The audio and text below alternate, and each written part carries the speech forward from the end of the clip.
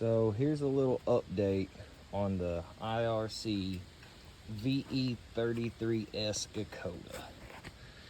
So I put this on here at 19 point something hours. I got it on video. But so we'll just say 20 hours. So it's got 35 hours and 12 minutes on it. That's a pretty good while for a gummy tire. That being said, it's really muddy right now, so you can't see it. Every single knob though is ripping off. I'm trying to find it's, see, like if the mud wasn't here, you can see that that one ain't, but you know, they all are nonetheless. Everyone's trying to chunk. It hasn't chunked yet, see. But anyway, so they started ripping like that. None of them's off though. They all held, but they started ripping like that around 15 hours. But the knobs are so huge from new that it's lasted a long time. You can see how there's like a flat, it basically like rounded everything flat. See how those have an angle? See how flat that is? Like, instead of being sideways, it's like it's straight up now. Anyway, been a good tire. I like it. It did pretty good. I expected more, probably just because it was hyped up so much, but it was a good tire. I would give it an 8 out of 10 for sure.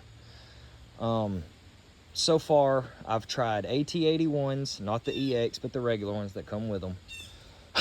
I have tried MX33s. I've tried the VE33S Dakota. I have tried Shinko 525 cheaters. I have tried Tusk Recon hybrids. I've tried, I'm sure there's another one that I'm not thinking of. I can't remember. There was one more. I don't remember what it was. Anyway, out of all of those, I wanted to try the new Starcross 6. And I just went to get one, and I found one. It was medium hard. I wanted the medium soft. But anyway, I ended up going with my favorite tire out of all of those so far, which is the 525 cheater. I went with a 120/100, but nonetheless, this by far has been my favorite tire. Big time. This right here has about 40 hours on it, and as you can see, it's wore down. But this tire, even with these knobs, as short as they are, still gets absolute phenomenal traction. There's no ripping, there's no chunking. It grabs every single thing. It does good in mud, it does good in rocks, it does good on roots, it does good everywhere I've done it. That does not do very good in mud. That does not do very good in loose stuff. It does great in rocks and roots and stuff like that. But this literally does good everywhere. So I went with the 525 cheater.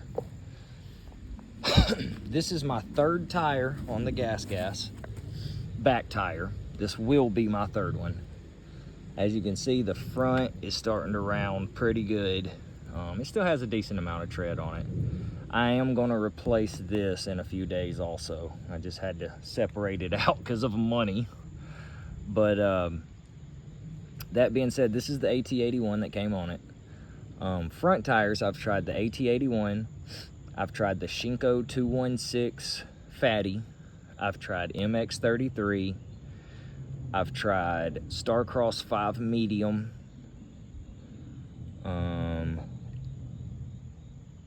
And again, I feel like there's another one and I can't remember what it was. But nonetheless, the AT81s are decent. MX33, I liked it a lot. I did like it a lot. But by far my favorite, once again, was the Shinko. The Shinko 216 Fatty is the same tread as the Golden tire. What is it? I think it's a 216 also. Anyway, same tread. They do have different compounds. This has a cheater. This one isn't the cheater. I like this regular one. This tire got put on the same, no, front tire got put on about 5 hours after the rear tire. Maybe 5 or less hours after the rear tire. So we'll just say this has 35 hours or so on it. Look at it. I mean, it's still very, very well, you know, edges and everything. It's the fatty. I just absolutely love it. So this is probably what I'm gonna go with, you know. On my KX, I've got the Shinko 525 cheater rear, Shinko 216 fatty front, not cheater. And this is by far my favorite. The front does exactly what I want it to. The rear does exactly what I want it to. It does good in soft, it does good in hard, it does good in mud, it does good in roots, it does good on the trail, it does decent on the track. I love it. This is by far my favorite setup that I've tried. I'm all about trying new tires. That's why I really wanted to try the Starcross 6. And they had it. Like I said, they had the mid-hard. I kind of wanted the mid-soft. But in the end, I chose to go back with the Shinko. And I will probably go with the front too. They had an M59 I thought about trying because all I hear is good about it also. But yeah, so that's the lowdown on the new tire on the back and the review of the VE33 Esca Coda. Like I said, good tire. I'd give it 8 out of 10. It's really good, just not in my area for my riding style. And it did extremely okay. 8 out of 10 for sure. The Shinko, I'd give it a 9.5 out of 10 only because I'm scared to say 10 because I feel like there's a better one than it. I just ain't found it yet. I wanted to go with a Midas. I forget what it's called, but it's a super light. It's the 1 green stripe instead of the 2 green stripe. I wanted to try that. Midas.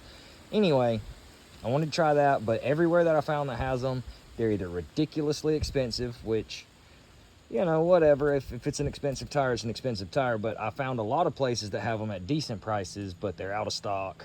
So anyway, 525 it is for now. I haven't decided on the front. If you know a good front besides the M59 that has a fatty, let me, you know, comment down below because I would like to try something different, but I know that setup right there works so good. 4-stroke, 2-stroke, 250, 300. That very well may be a decent amount of difference as to why this tire has lasted so long. This has tremendous traction and it's less power, you know, whereas this, I can break that rear tire loose anytime I want to. It spins a little more, has a little more torque. That could be why it ripped and, you know, chunked it down the way it did. But we're gonna find out. So that's just my little 2 cents on tires. So like I said, if you know a good front tire that would match pretty decent with my Shinko, let me know.